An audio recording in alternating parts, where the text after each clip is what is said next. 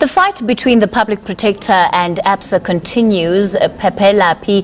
Dube from the Center for Constitutional Rights has also been questioning some of the Public Protector's actions leading to her final report on Banco. She joins us now from our Cape Town studio. Thank you so much for your time tonight, P. Firstly, when we look at what was filed in those affidavits by the Reserve Bank regarding the meetings that took place between the Public Protector and individuals of the presidency and state capture, one of the things you highlight is that of her role of impartiality. How important is it that she's not only impartial in the act of being impartial, but that also perceptions around her impartiality are without scrutiny?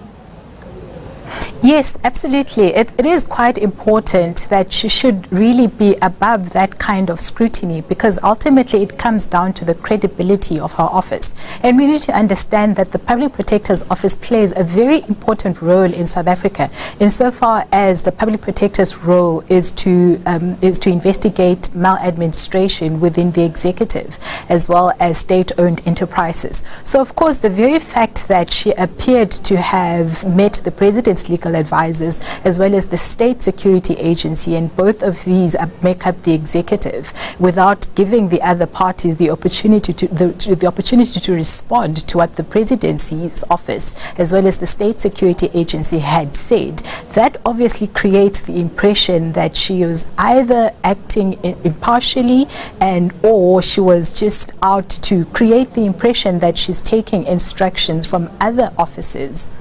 Of course, one of the other concerns is the fact that there are no minutes or transcripts of these meetings which are available, save for the notes which the Reserve Bank has been able to access for its submissions. As far as you understand the various frameworks that govern how she should do her job, is she in the wrong here?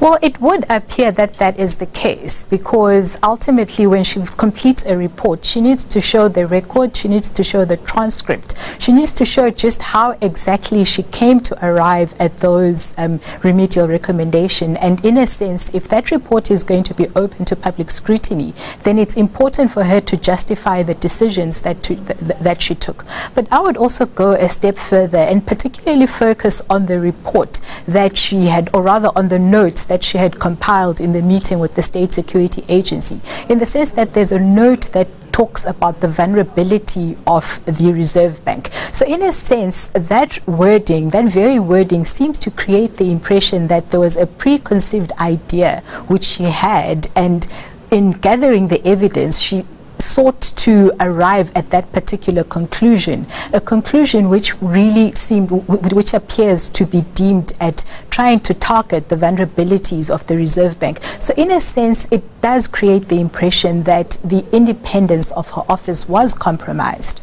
Initially, she has denied that she's been involved in any wrongdoing or even collusion, whether it's with the presidency or state security. To the extent that she has said she will set the record straight, what will you be looking at to ensure that, the question marks that have been raised around her impartiality are addressed?